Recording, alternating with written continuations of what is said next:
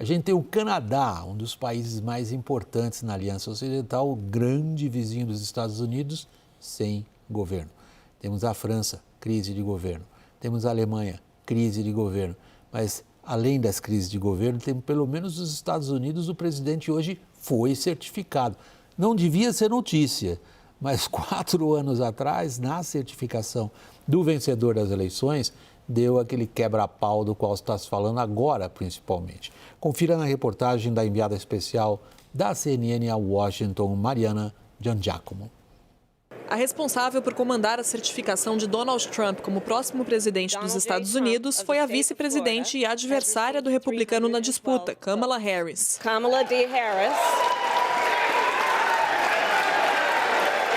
A cerimônia contou inclusive com a presença do vice de Trump, J.D. Vance, que é senador pelo estado de Ohio.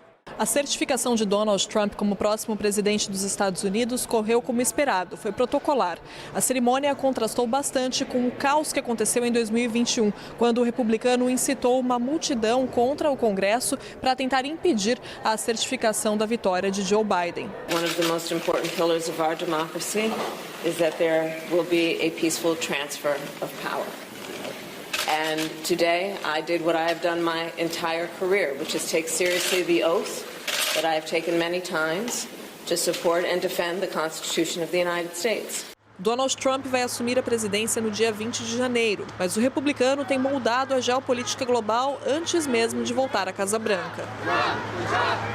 Trump promete implementar tarifas de importação como principal política de reindustrialização dos Estados Unidos, o que atingiria inclusive aliados tradicionais da maior economia do mundo, como o México e o Canadá.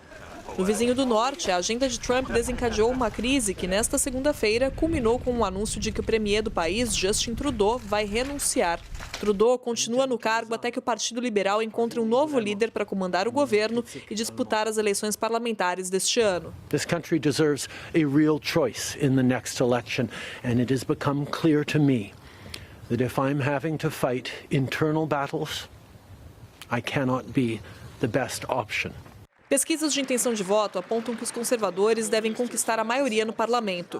O próximo primeiro-ministro vai ser responsável por renegociar um acordo de livre comércio entre o Canadá e os Estados Unidos que acaba em 2026.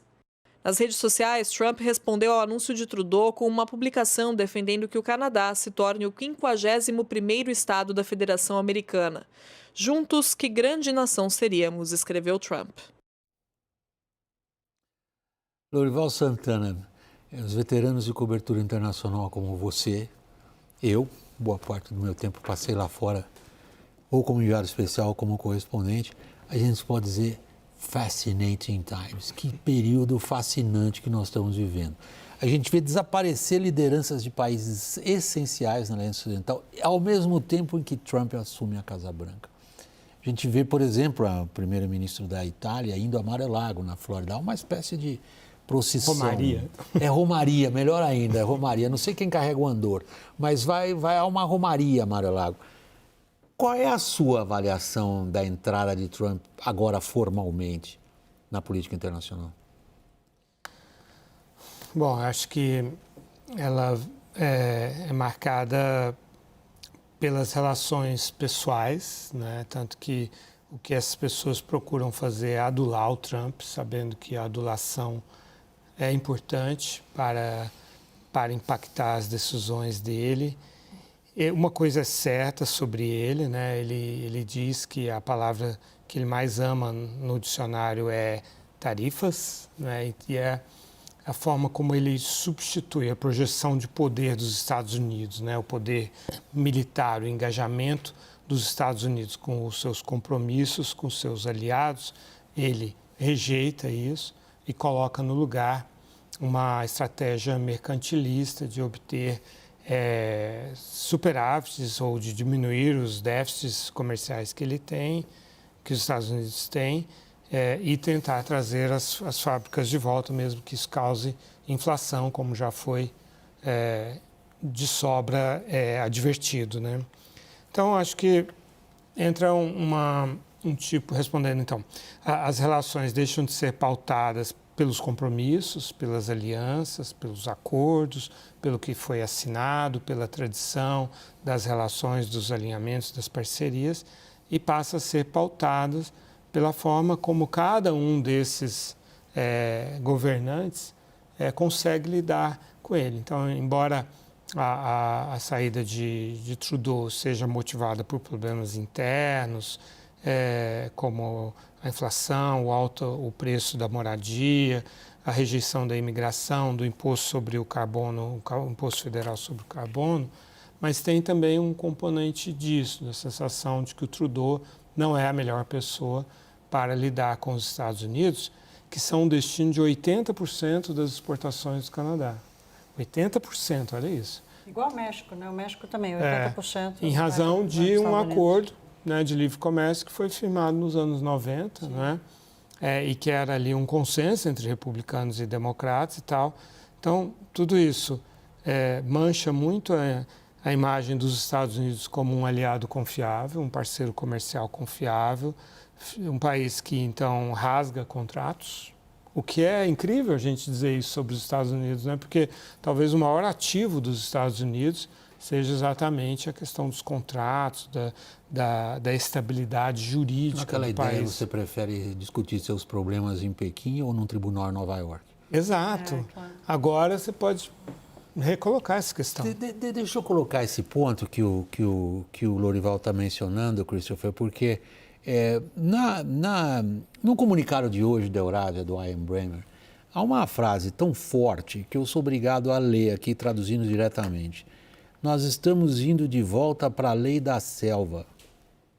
Nós estamos indo para um mundo no qual os fortes fazem o que eles querem e os fracos sofrem o que têm que sofrer, sem que possam confiar, sejam eles estados, companhias ou indivíduos, que os fortes ajam de qualquer forma no interesse daqueles que eles dominam.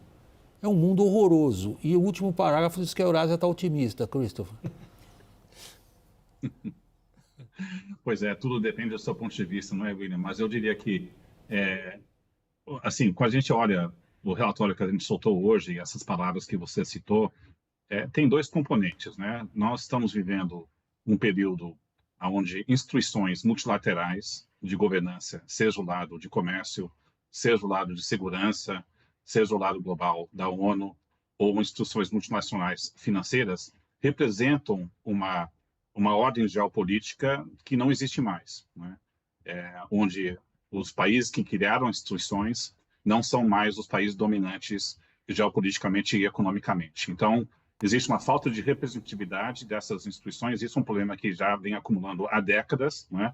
E agora casa com um ambiente onde a política doméstica, seja nos Estados Unidos ou seja na Europa, está voltando mais para dentro e menos para fora. Então, uma combinação de enfraquecimento de instituições multilaterais com política doméstica em vários países chaves. E isso está levando a essa fragmentação e a baixa eficácia de instituições globais que consigam conciliar desafios como um todo. E aí o governo Trump é sintomático desse novo ambiente e é um governo que busca realmente negociar bilateralmente e não em fóruns multilaterais. Então, esse ambiente de o mais forte prevalece, a gente está vendo nesse caso específico do Canadá com o México, que é um acordo de livre comércio entre os Estados Unidos, México e Canadá, né, que é o USMCA, que foi negociado na década de 90, depois renegociado. E veja que o Trump quer é negociar bilateralmente. Ele não quer ter um acordo entre os três países, ele quer fazer um negócio, algum tipo de acordo com o Canadá e outro com o México. E os canadenses, com o novo governo conservador que deve entrar, provavelmente vão querer negociar algo bilateral. Então, veja que para o Trump convém essa negociação bilateral, porque privilegia a posição de barganha que os Estados Unidos têm. Como é que nós vamos enfrentar isso, Thaís? William, vai depender muito dessa dosagem da política econômica do Trump. O que você está esperando? Não, eu estou esperando uma radicalização no início, uma tentativa de conserto no meio do caminho.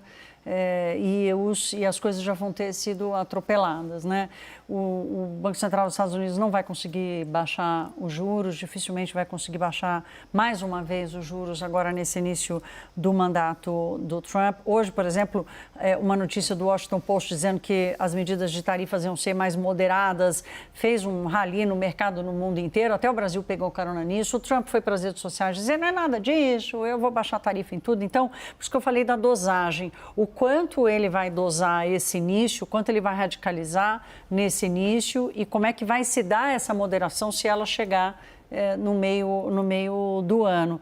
Mas aí o mundo inteiro está sem gordura para queimar. Nós falamos aqui da situação do Brasil, que o Brasil está sem gordura para queimar, porque o câmbio já passou de 6, a inflação já subiu e os juros já estão subindo, mas na Europa está acontecendo a mesma coisa. A inflação na Alemanha hoje veio muito acima do esperado, o país está entrando em recessão, tem uma crise política por lá, ou seja, as lideranças da economia ocidental e mesmo do que está acontecendo na China, que também é um drive importante para o Brasil, coloca o Brasil numa situação de expectativa nisso, mas eu acho que nós vamos ter que acompanhar a dosagem de como é que o Trump vai distribuir a dose de tudo que ele quer fazer no início do mandato.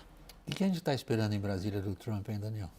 William, o que incomoda um pouco aqui, a gente observando como o governo brasileiro está se preparando, é que até agora, a gente está a menos de 2 semanas da posse do Trump, não existe um contato de alto nível entre o governo brasileiro e o novo governo americano. Esses contatos não se deram até agora com o gabinete de transição. Há uma dificuldade ali de chegar, também pudera, né? Você tem ali Elon Musk... brigou com o Supremo, teve as suas contas da Starlink, que não tinham nada a ver diretamente como empresa com a história, bloqueadas pelo Supremo. Jason Miller, que é um assessor próximo do Trump, foi retido aqui na Polícia Federal no aeroporto de Brasília e interrogado no inquérito das fake news. Marco Rubio odeia o Lula. Maurício Claver Carone, enviado especial para a América Latina, já não é um sujeito muito dado ao diálogo conciliador, pelo contrário, é um sujeito bastante hostil. A ordem até agora é não cutucar a onça com a vara curta, não partirá do Brasil uma provocação. Essa é a ordem do Lula ao seu governo. O problema é que a ordem já foi descumprida, por exemplo, pela primeira-dama em pleno G20. Então sabe-se lá o que vem, né? William, desculpa. Claro, Christopher. Pode ir tu, Christopher. Vai tu. Prossiga. Só para colocar uma coisa que é diferente desse segundo mandato de Trump no primeiro, na área internacional, é que ele vai ter vários países aliados, né, que ele não tinha no primeiro mandato. No primeiro mandato ele foi eleito, todo mundo foi pego de surpresa. Você pega também as reuniões que o Trump teve no G7 com os seus colegas chefes de Estado. Claramente ele era um peixe fora da água. Mas a gente olha o cenário global hoje, ele vai ter aliados mais fortes, não só a Meloni na Itália, vamos ter um governo conservador no Canadá, vamos ter um governo conservador na Alemanha, e acho que todas as lideranças globais estão enxergando o Trump com muito mais força doméstica do seu primeiro mandato. Então, eu acho que é um Estados Unidos que entra com muito mais força e sede ao pote nas suas políticas externas como um todo, né? Acho que essa é a marca desse segundo mandato. Mas só para, assim, ligar as pontas entre o que mudou, o que é diferente desse primeiro mandato, do segundo mandato com o primeiro, eu acho que a força política e o fato que ele não está sozinho internacionalmente realmente chama atenção.